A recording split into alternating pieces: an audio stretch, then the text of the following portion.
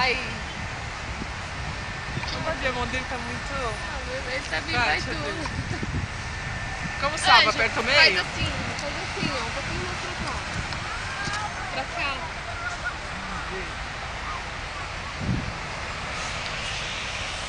Coisa de lá. Faz de lado. Eu e minha nega, fala alguma coisa aí.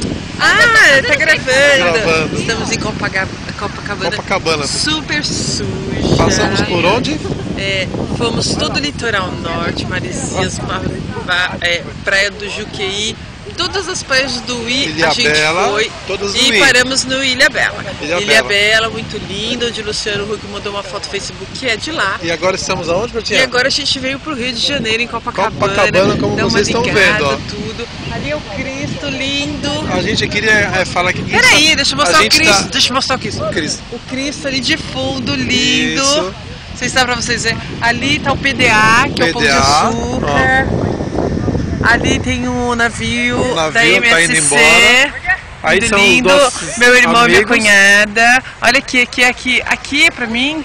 Aqui, corta pra mim. Isso. Pra nós dois. Nós dois. Isso. Certo. Então nós estamos aqui em Copacabana. A gente queria dizer pro A gente tá vivendo um momento muito feliz. O seu garotinho e os fulano pra limpar mais as praias. As praias são muito sujas, desorganizadas. desorganizadas. Que essa praia de Santos é uma mais merda. Bonito. Uma muito porcaria. mais bonito.